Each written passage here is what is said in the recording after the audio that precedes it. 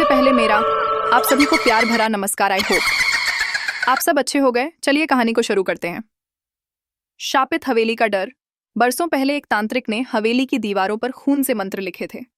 वह मर तो गया, मगर उसकी हवस और वशीकरण की शक्ति आज भी वहीं कैद है। कहते हैं हवेली की नींव में दबा हर पत्थर किसी आत्मा की चीख से सींचा गया है। कहानी का नाम वशीकरण और हवस। शापित हवेली का रहस्य। गांव करमपुर पहाड़ियों और घने जंगलों के बीच बसा था। दिन में यह गांव बिल्कुल साधारण लगता। खेतों में हल चलाते किसान, बच्चों की किलकारियां और औरतों का नदी से पानी भरकर लौटना। लेकिन जैसे ही शाम होती, गांव का रंग रूप बदल जाता। लोग जल्दी जल्दी घर लौटते, दरवाजे बंद करते और लालटेन बुझा देते। गांव के उत्तर में एक विशाल काली सी हवेली खड़ी थी। टूटी फूटी दीवारें, काई जमी ईंटें और बंद खिड़कियां उसे और भी भयानक बना देतीं। लोग कहते थे कि वहां किसी जमाने में एक शक्तिशाली तांत्रिक रहा करता था। उसका नाम था भैरवनाथ। भैरवनाथ कोई साधारण साधु नहीं था। वह वशीकरण और मोहिनी विद्या का माहिर था। गांव की औरतें उसे दूर से देखतीं तो कांप जातीं, लेकिन उसकी आंखों में ऐसी चुंबकीय ताकत थी कि लोग चाहकर भी उसका विरोध नहीं कर पाते। कहते हैं भैरवनाथ ने अपनी हवेली को ही काला अनुष्ठान करने का अड्डा बना लिया था। वहां रात के अंधेरे में लाल चादर पर दीपक जलते, धूप और हवन की गंध हवा में फैलती। हवेली की ऊपरी मंजिल से अक्सर औरतों की चीखें सुनाई देती। लेकिन अगले दिन वे औरतें गांव लौट आतीं, जैसे कुछ हुआ ही न हो। उनकी आंखों में एक अजीब चमक होती और उनके पति पिता समझ ही नहीं पाते कि यह बदलाव क्यों है। गांव वाले डरते थे, मगर बोलते कुछ नहीं। भैरवनाथ की हवेली में जाने का मतलब मौत को बुलावा था। एक रात की बात है, पूरा गांव घुप्प अंधेरे में डूबा था। आसमान में बादल छाए थे, बिजली गरज रही थी। तभी हवेली के अंदर से भयानक मंत्रोच्चारण की आवाजें आईं। कोई कहता है कि उस रात भैरवनाथ एक अंतिम और सबसे खतरनाक अनुष्ठान कर रहा था, अमृतत्व और हवस का संगम। उस अनुष्ठान में उसने एक औरत की बलि दी। कहते हैं उसने काली शक्तियों से वादा किया था कि वह उनकी हवस पूरी करेगा, बदले में उसे अमृतत्व मिलेगा। लेकिन उस रात कुछ गलत हो गया। हवेली अचानक हिलने लगी, जैसे जमीन कांप रही हो। खिड़कियां अपने आप खुल गईं और अंदर से औरत की डरावनी चीख गूंज उठी। सुबह जब लोग जिज्ञासा से हवेली के पास पहुंचे तो उन्होंने देखा भैरवनाथ जमीन पर मरा पड़ा है। उसका चेहरा विकृत, आंखें खुली हुईं और होठों पर एक अजीब मुस्कान। मगर सबसे डरावनी बात यह थी कि उसके शरीर पर सैकड़ों औरतों के हाथों के निशान थे, जैसे उसकी ही हवस ने उसे मार डाला हो। उस दिन से हवेली वीरान हो गई। गांव वालों ने उसे शापित हवेली का नाम दिया। लेकिन हवेली की कहानी वहीं खत्म नहीं हुई। कभी कभी रात के सन्नाटे में वहां से औरतों की सिसकियां सुनाई देतीं। टूटी खिड़कियों से लाल रोशनी झांकती। लोग कहते कि भैरवनाथ की आत्मा अभी भी वहीं है, अधूरी हवस और अधूरा वशीकरण लिए। कई बार कुछ आवारा नौजवान जिज्ञासा में हवेली में गए, लेकिन लौटे कभी नहीं। और अगर लौटे भी तो पागल हो चुके थे। समय बीता, पीढ़ियां बदलीं, मगर हवेली का डर वही रहा। गांव के बच्चे जब जिद करते तो उनके माँ बाप कहते, उधर मत जाना, वहां हवस का भूत है। गांव वालों के लिए हवेली बस डर की निशानी थी, मगर उन्हें नहीं पता था कि हवेली के अंदर भैरवनाथ का वशीकरण ग्रंथ आज भी दबा हुआ है। वही ग्रंथ जो इंसान को देवता भी बना सकता था और राक्षस भी। हवेली सोई नहीं थी। वह बस अपने करमपुर गांव की सड़कों पर उस दिन रौनक थी। चारों तरफ ढोल नगाड़े बज रहे थे, औरतें मंगल गीत गा रही थीं, बच्चे हंसते खेलते दूल्हे के पीछे भाग रहे थे। गांव का जवान लड़का अरविंद ब्याह करके अपनी दुल्हन लेकर आया था। अरविंद पढ़ा लिखा, होशियार और खुशमिजाज लड़का था। उसकी शादी गांव से दूर बसे एक कस्बे की लड़की सुहानी से हुई थी। जब पहली बार सुहानी ने घूंघट हटाया तो गांव की औरतें दंग रह गईं। उसका रंग गोरा जैसे दूध, बड़ी बड़ी आंखें जिनमें रहस्य छिपा था, और होंठ जैसे किसी ने हल्की लाल स्याही से रंग दिए हों। गांव के बूढ़े बुजुर्ग तक दबी आवाज में कहने लगे, ऐसी सुंदरता तो किसी रानी में भी नहीं देखी। शादी के बाद अरविंद और सुहानी के स्वागत में पूरा गांव उमड़ा। लोग मिठाइयां बांट रहे थे, बच्चे नाच रहे थे। लेकिन उस भीड़ में कुछ निगाहें थीं जो सुहानी को ऐसे घूर रही थीं जैसे कोई भूखा शिकारी अपने शिकार को देखता है।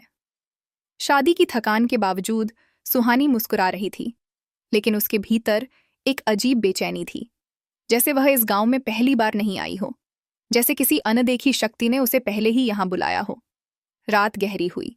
शादी की थकान से अरविंद तो गहरी नींद में सो गया, लेकिन सुहानी की आंखों में नींद नहीं थी। उसने खिड़की से बाहर झांका। दूर से हवेली दिखाई दे रही थी, अंधेरे में काली दीवारें, टूटी मीनारें और बंद खिड़कियां। उस हवेली को देखते ही उसके दिल की धड़कन तेज हो गई। उसे लगा जैसे हवेली की बंद खिड़कियों के पीछे कोई खड़ा है, उसे घूर रहा है। वह झट से पीछे हटी और बिस्तर पर आकर लेट गई, लेकिन नींद अब और दूर हो गई थी। आधी रात को अचानक उसे लगा जैसे कोई कान के पास फुसफुसाया, सुहानी। उसने चौंक कर इधर उधर देखा। कमरा खाली था।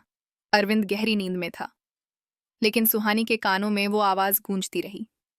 वह धीमी मगर अजीब तरह से मोहक थी। उसकी आंखें धीरे धीरे बंद हो गईं और सपनों की दुनिया में एक अजनबी चेहरा सामने आया। काले कपड़े पहने, लंबी जटाएं और आंखों में लाल चमक।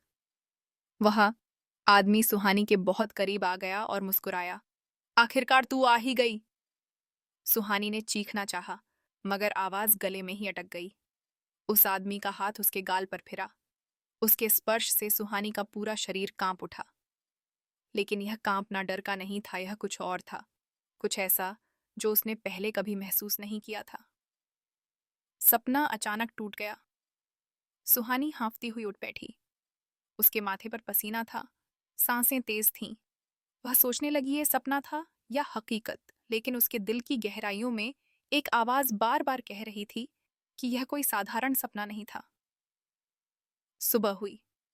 गांव की औरतें आंगन में आईं नई दुल्हन को देखने।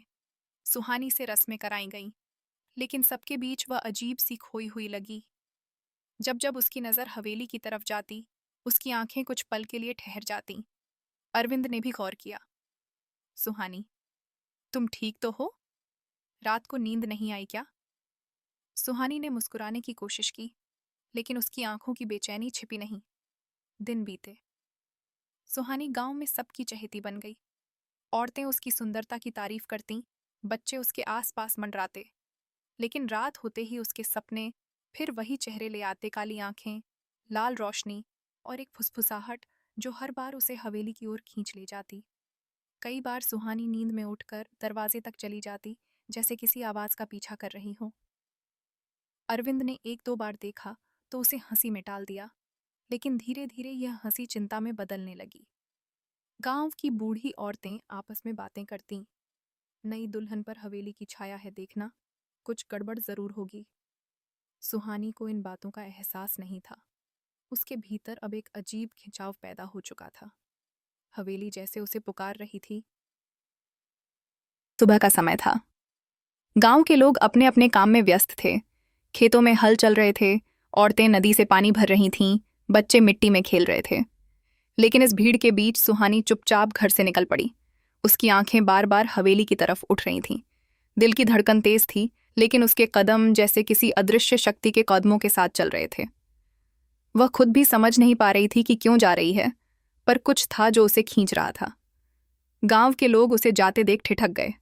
एक औरत ने दूसरी से कहा, देख, दुल्हन कहाँ जा रही है? हवेली की तरफ। दूसरी औरत ने डरते हुए उत्तर दिया, अरे चुप कर, ऐसी बातें मत बोल, हवेली का नाम भी मत लेना। सुहानी ने किसी की परवाह नहीं की। वह धीरे धीरे हवेली के सामने जा पहुंची। हवेली का पहला सामना। हवेली पास से और भी भयानक लग रही थी। टूटी खिड़कियां, काई से ढकी दीवारें और जंग खाया हुआ बड़ा दरवाजा। दरवाजे पर काले रंग के धब्बे थे, जैसे कभी खून बहा हो। सुहानी ने दरवाजे को हाथ लगाया। जैसे ही उसने स्पर्श किया, दरवाजा अपने आप चरमराता हुआ खुल गया। अंदर अंधेरा था, लेकिन उस अंधेरे में जैसे किसी ने उसके लिए जगह बना रखी हो। वह धीरे धीरे भीतर कदम रखती गई। फर्श पर धूल की मोटी परत थी, दीवारों पर मकड़ी के जाले। लेकिन हवेली वीरान नहीं लगी, बल्कि जिंदा, जैसे हर दीवार, हर पत्थर उसे देख रहा हो। उसके कदमों की आवाज गूंज रही थी। अचानक उसे लगा जैसे किसी ने उसकी कलाई पकड़ ली। उसने झट से पीछे देखा, कोई नहीं था, लेकिन उसकी नाड़ी तेज हो गई। वशीकरण ग्रंथ। वह हवेली के एक पुराने कमरे में पहुंची। कमरे की दीवारों पर अजीब चिन्ह बने थे, त्रिकोण, वृत्त और मंत्र। बीच में टूटी हुई चौकी पड़ी थी जिस पर लाल रंग के धब्बे थे। चौकी के नीचे कुछ चमका। सुहानी ने झुककर देखा एक मोटी पुरानी किताब। उसका कवर काले चमड़े का था और उस पर सुनहरे अक्षरों में लिखा था वशीकरण तंत्र। सुहानी ने जैसे ही किताब उठाई उसके पूरे शरीर में बिजली दौड़ गई। उसकी उंगलियां सुन्न हो गईं, सांसें तेज हो गईं, लेकिन साथ ही उसके भीतर एक अजीब गर्माहट उठी, एक लालसा, एक भूख। उसने किताब खोली। पहले पन्ने पर लिखा था हवस और शक्ति दोनों को वश में करने की विद्या। जो इस ग्रंथ का स्वामी बनेगा वह संसार का मालिक बनेगा। पन्नों पर मंत्र लिखे थे, कुछ लाल स्याही से, कुछ शायद खून से। शब्द आंखों के सामने नाचने लगे। सुहानी को लगा जैसे कोई अदृश्य आवाज उसके कानों में पड़ रही हो। मन को बांध, तन को बांध, वशीकरण का बंधन सदा साथ।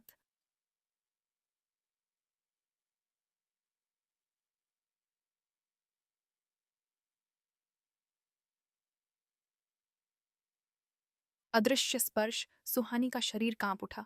उसने किताब बंद करना चाहा, लेकिन उसके हाथ खुद ब खुद मंत्र पढ़ते रहे। अचानक उसे लगा कि उसके कंधे पर किसी ने हाथ रखा है।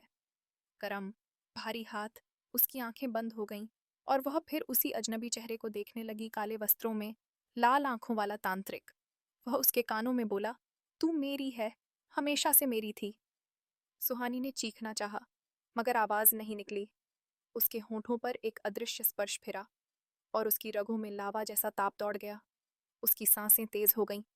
आंखों में एक अजीब नशा उतर आया। हवेली का असर। अचानक हवेली में से जोर की हवा चली। दीपक अपने आप जल उठे, जैसे किसी ने अनुष्ठान शुरू कर दिया हो। दीवारों से फुसफुसाहटें आने लगीं, औरतों की कराहें, पुरुषों की हंसी और मंत्रों की गूंज। सुहानी ने किताब अपनी छाती से चिपका ली। अब वह डर नहीं रही थी, बल्कि उसे लग रहा था कि यही उसका असली घर है। धीरे धीरे हवेली की दीवारों पर लाल रोशनी फैलने लगी और उस रोशनी में उसने देखा सैकड़ों औरतों की परछाइयां खड़ी थीं। उनकी आंखें खाली थीं, मगर चेहरे पर हवस की परछाई।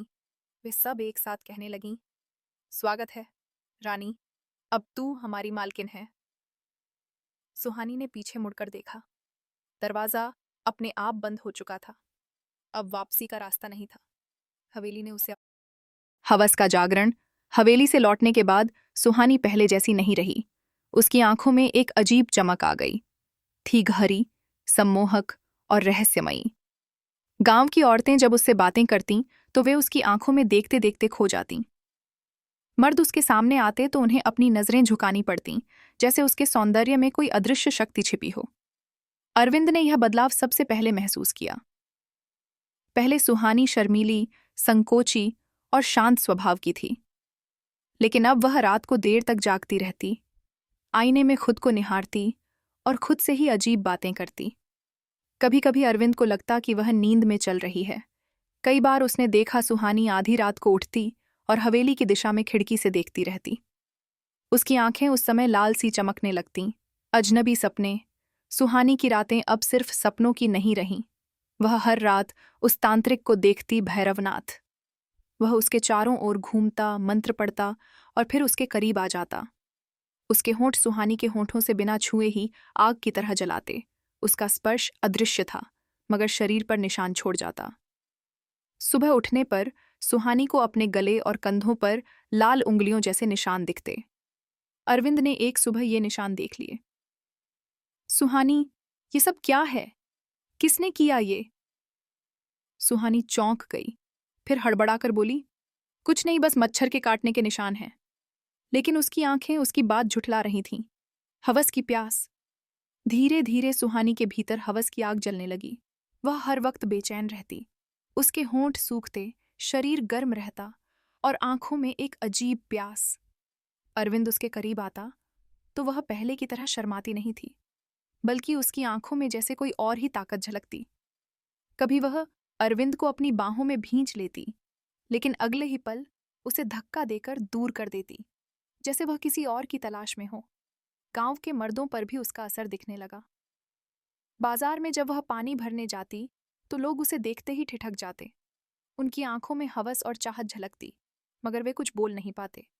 सुहानी की चाल, उसकी मुस्कान और उसकी आंखें, सब में एक सम्मोहन था। वशीकरण का असर। एक शाम वह अकेली कमरे में बैठी थी। उसके हाथों में वही वशीकरण ग्रंथ था जो उसने हवेली से लाया था। पन्ने अपने आप पलट रहे थे।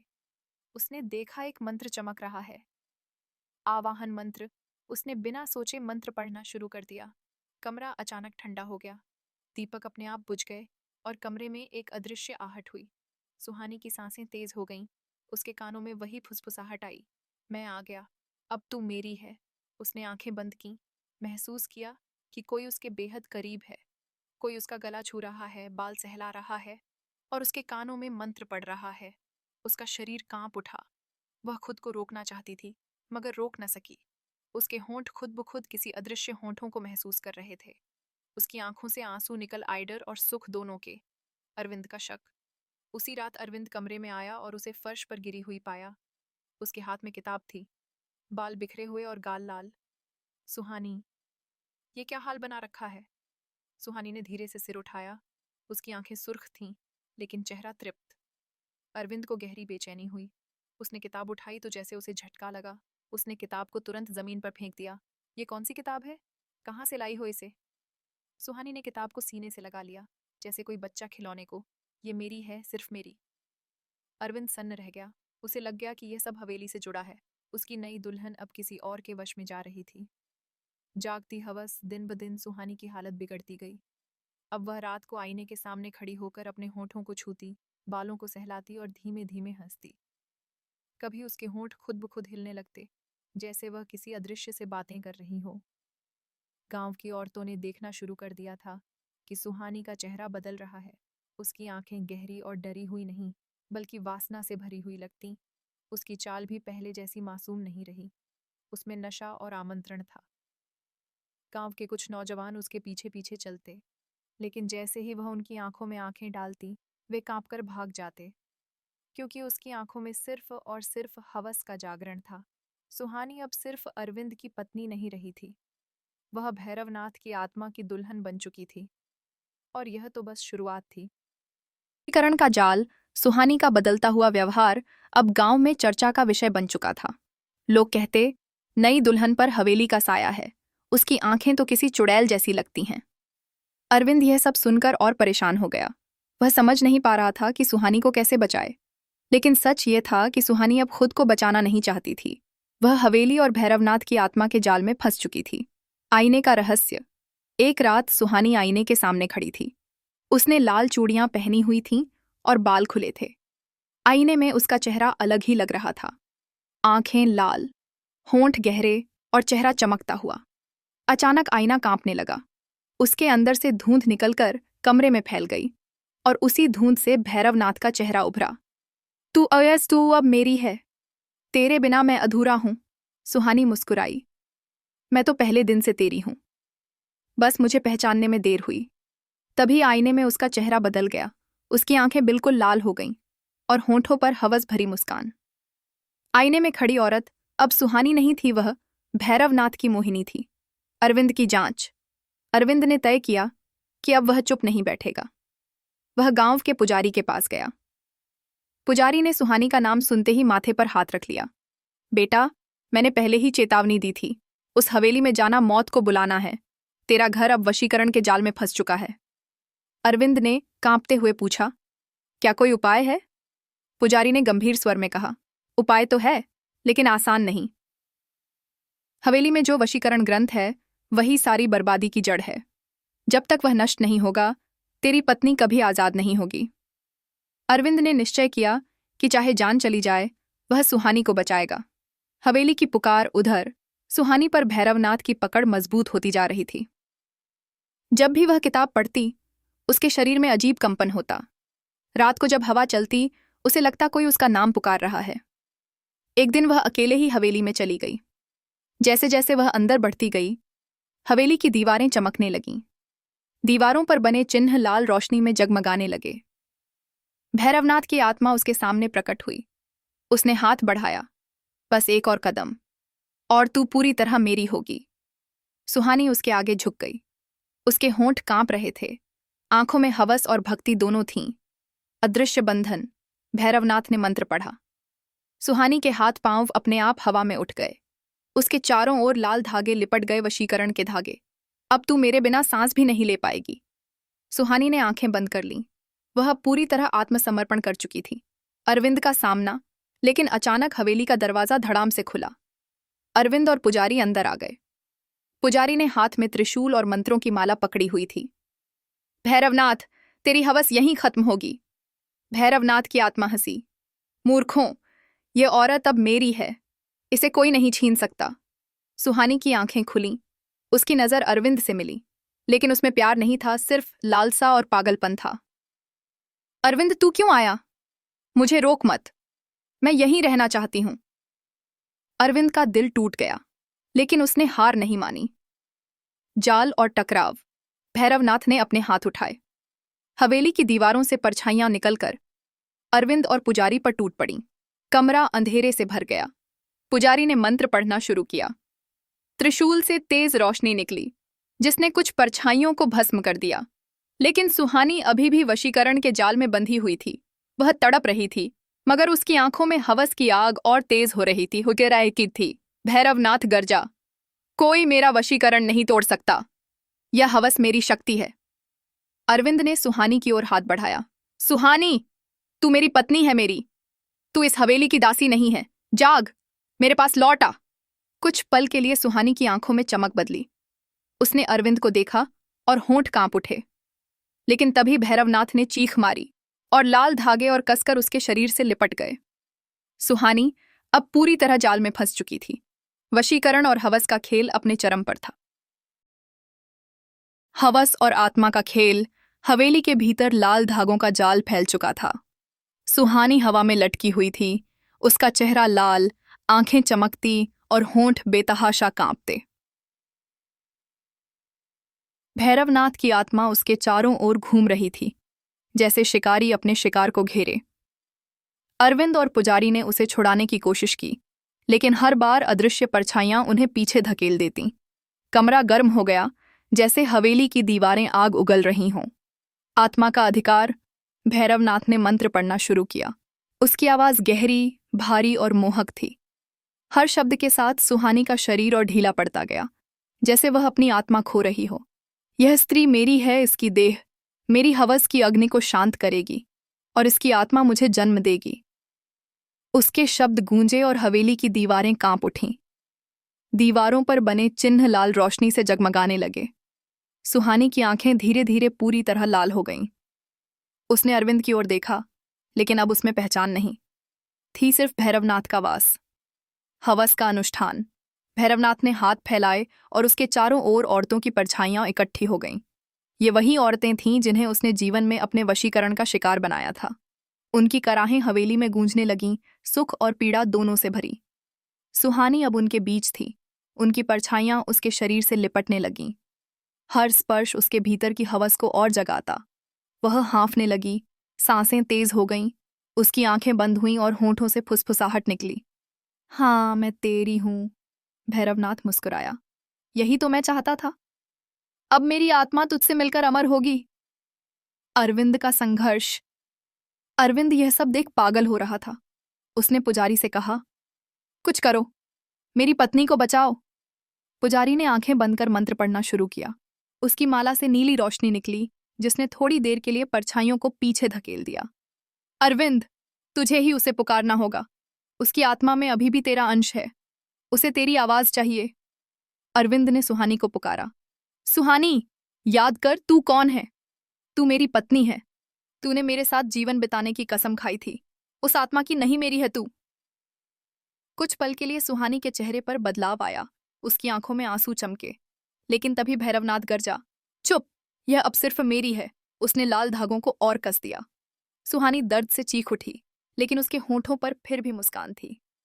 उसकी आत्मा अब दो हिस्सों में बांट रही थी, एक अरविंद की पुकार में, दूसरा भैरवनाथ की हवस में। हवेली का खेल। हवेली अब किसी रणभूमि जैसी हो गई थी। दीवारों से औरतों की सिसकियां, पुरुषों की हंसी और मंत्रों की गूंज एक साथ सुनाई दे रही थीं। हर कोना लाल और काले धुएं से भर गया था। भैरवनाथ ने एक अदृश्य शक्ति से पुजारी को दीवार से पटक दिया। पुजारी का त्रिशूल जमीन पर गिरा और उसकी रोशनी मंद पड़ गई। अरविंद अकेला रह गया। उसने हिम्मत जुटाई और लाल धागों को तोड़ने की कोशिश की, लेकिन जैसे ही उसने धागा छुआ, उसका हाथ जल गया। उसकी चीख निकल गई, मगर उसने हार नहीं मानी। सुहानी, मेरी ओर देख, मैं तुझे इन बंधनों से छुड़ा लूंगा। हवस की पराकाष्ठा, भैरवनाथ की आत्मा अब और प्रबल हो चुकी थी। उसका चेहरा सुहानी के बेहद करीब आ गया। उसकी लाल आंखों से आग की लपटें निकल रही थीं। उसने सुहानी के कानों में कहा, अब तू मेरी दुल्हन है। तेरा तन मेरी हवस की आग है। सुहानी कांप उठी। उसकी देह अब अदृश्य बंधनों में मचल रही थी। वह चाहकर भी खुद को रोक नहीं पा रही थी। उसके होंठ खुल गए और उसमें से धीमी कराह निकली। अरविंद ने यह देखा और टूट गया, लेकिन उसके भीतर एक नई जिद पैदा हुई। नहीं, मैं तुझे इस हवस की आग में जलने नहीं दूंगा। अंतिम टकराव की तैयारी। पुजारी धीरे धीरे उठा और अरविंद से बोला, एक ही तरीका है, वशीकरण ग्रंथ को नष्ट करना होगा, तभी यह जाल टूटेगा। अरविंद ने सुहानी की ओर देखा। वह पूरी तरह भैरवनाथ की हवस और आत्मा के खेल में फंसी हुई थी, लेकिन उसकी आंखों में कहीं न कहीं एक छोटी सी चमक अभी भी थी, वही प्यार की चमक। अरविंद ने मुट्ठी भींची। ठीक है, मैं इस हवेली और इसके शैतान को खत्म कर दूंगा। कमरा और तेज गूंजने लगा। भैरवनाथ की आत्मा और हवेली की शक्ति अब अपने चरम पर थी, और असली खेल अब भी शुरू होना बाकी था। अंतिम अनुष्ठान। हवेली अब मानो जिंदा हो चुकी थी। दीवारें कांप रही थीं, छत से धूल झड़ रही थी, और लाल रोशनी हर कोने में फैली थी। सुहानी अब भी हवा में लटकी हुई थी, लाल धागों में बंधी। उसका शरीर भैरवनाथ की हवस की जकड़ में तड़प रहा था। अरविंद और पुजारी समझ चुके थे कि अब यह अंतिम टकराव है। अगर इस बार हार गए तो न सिर्फ सुहानी बल्कि पूरा गांव हवेली के श्राप में डूब जाएगा। वशीकरण ग्रंथ की तलाश। पुजारी ने अरविंद से कहा, ग्रंथ हवेली के गर्भगृह में है। जब तक वह जीवित है, भैरवनाथ की आत्मा अमर रहेगी। अरविंद ने सुहानी की ओर देखा।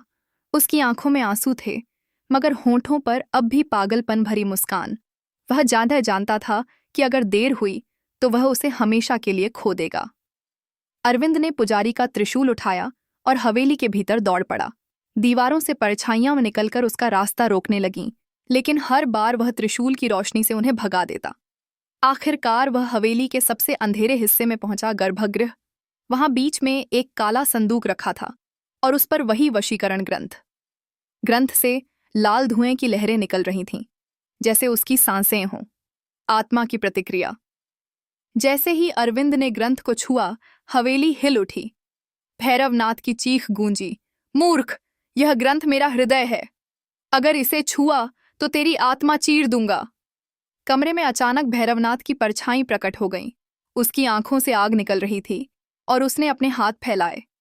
तुरंत लाल धागों ने अरविंद को भी जकड़ लिया। अरविंद तड़प उठा।